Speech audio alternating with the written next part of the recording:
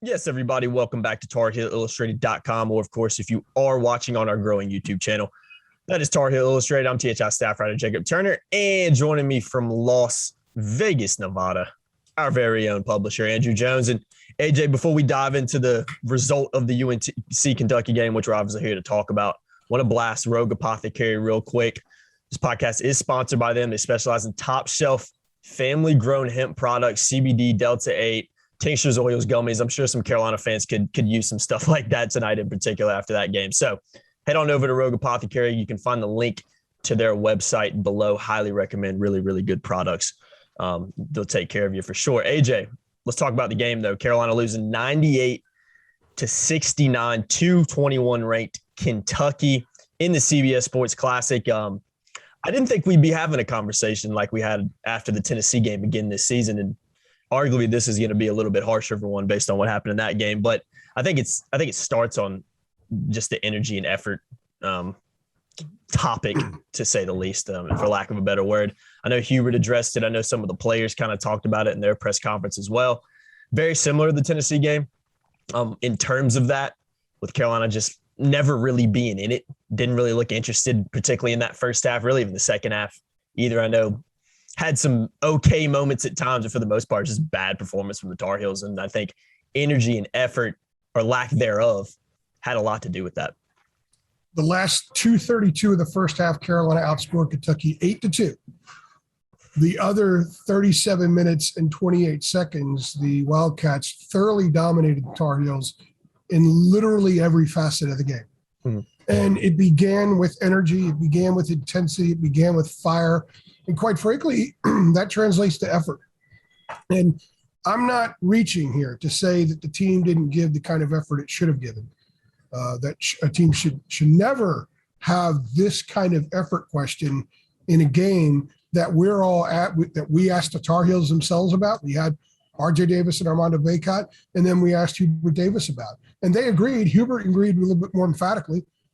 Some Carolina fans who are a little bit concern or question that Hubert sometimes doesn't get on the guys and is always saying glowing stuff. Well, watch this press conference, because he was pretty straightforward. He said he was shocked at the level of effort that his team gave.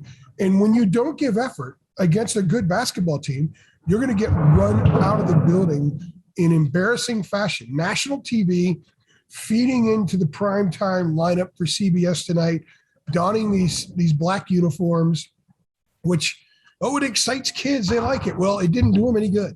And I'm not saying anything about the uniforms being responsible. My point is, I get so sick of people saying the kids love it. They're going to play hard. How many times in football do you see a team roll out some special uniforms? Get blown out. Their butts uniforms don't mean crap. Yeah. It has nothing to do with how a team plays. Mm-hmm. And it didn't really think for the Tar Heels tonight. This was an embarrassing performance by a good basketball team that was terrible today. And every statistical measure, with the exception of free throw shooting, they actually shot well from the line. But that doesn't matter when you're getting it handed to you in every level defensively. They gave up 54 points in the paint. And I don't even know the order of the things we're going to talk about, Jacob. So if I'm getting ahead, let me know. You're good.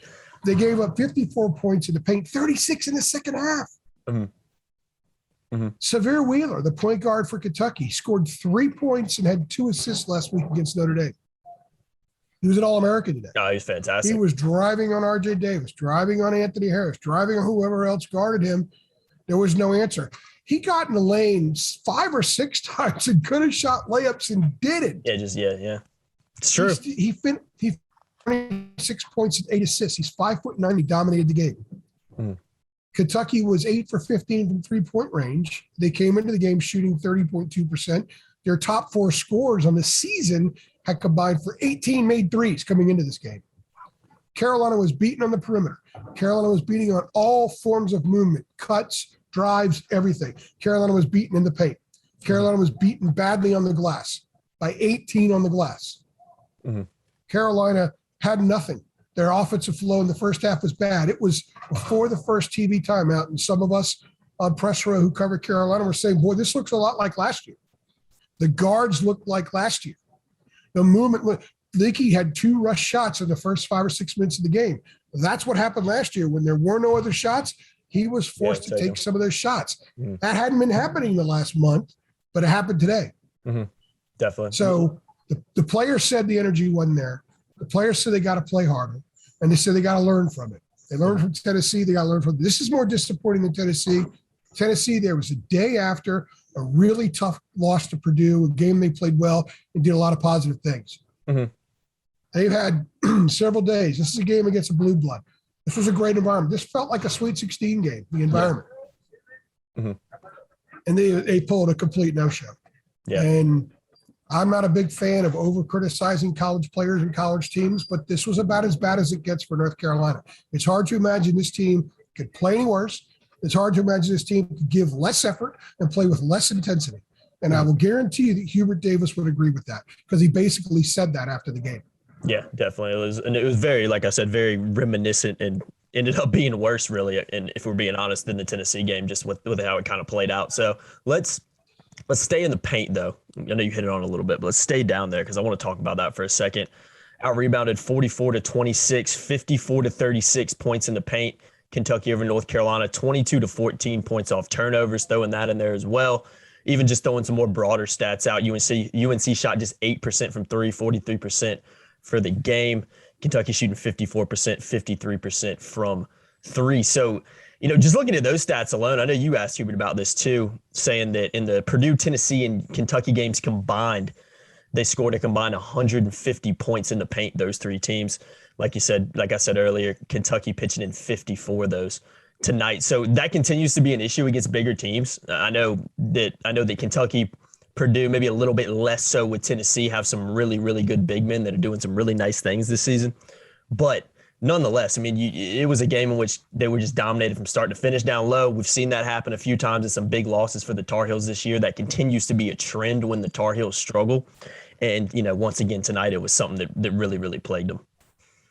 I thought it was pretty telling. I asked Hubert the first question of his press conference that I brought up Purdue and Tennessee. Carolina gave up 54 points in the paint tonight, 36 in the second half, which is an amazing number. That's wild, yeah. And I singled out that, and then I connected it to Purdue and Tennessee and said, if you could look at those three games, those are the only three for sure NCAA tournament teams Carolina's played.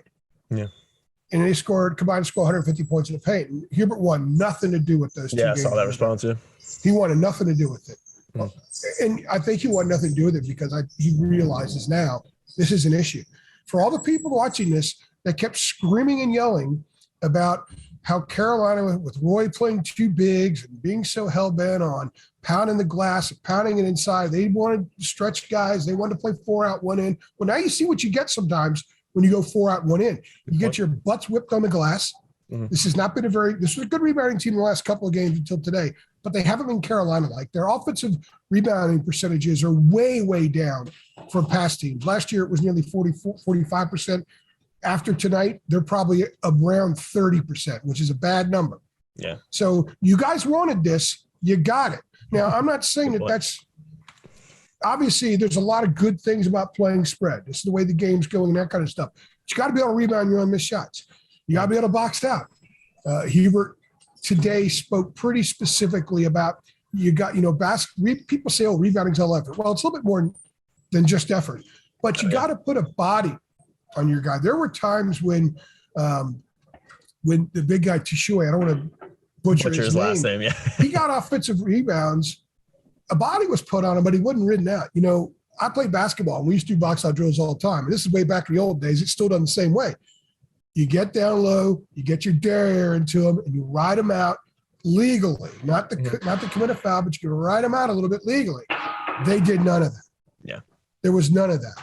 And a lot of Kentucky's points in the paint were after offensive rebounds, but a lot of them in the second half, a couple drives, they get a 8-footer in the lane. It wasn't just stuff on the glass. They had dunks. They had combined 20 dunks and layups. Tennessee had 22 layups.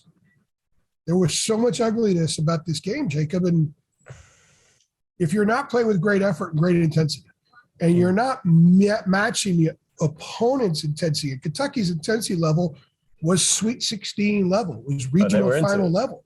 Mm-hmm. Carolina's was 7 days before Christmas level. Mm-hmm. And that when that happens, this stuff happens. Mm-hmm. And Defensively, they didn't have answers inside, but it wasn't just the bigs inside. It was the guards getting beat a lot. So my point about the guys spread out, I'm making a point because that's part of the equation here.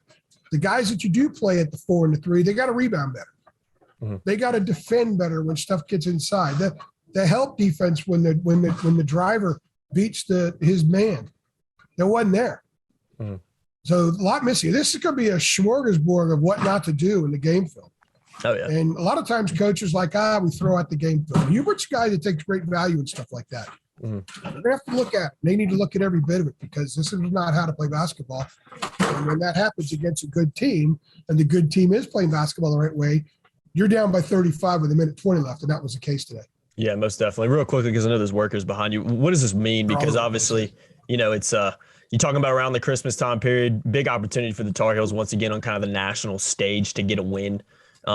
Yet don't do it again, and more importantly, I think than that, perform similar to how they did in the last game they played against not only a SEC team on a neutral site, but on a neutral site against a really good opponent. So, AJ, for you, what does this mean? What does this loss, mean for the Tar Heels?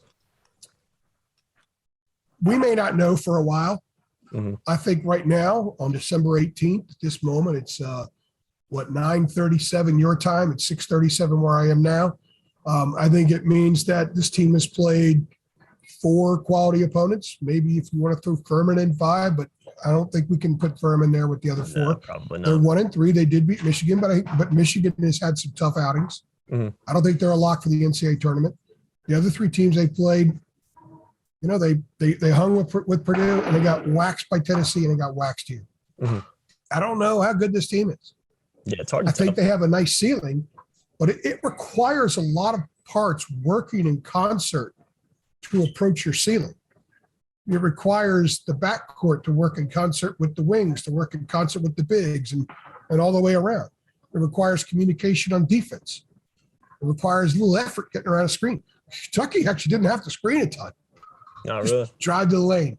John Calipari said after the game, we knew we could drive. They watched the Tennessee film. We knew we could drive.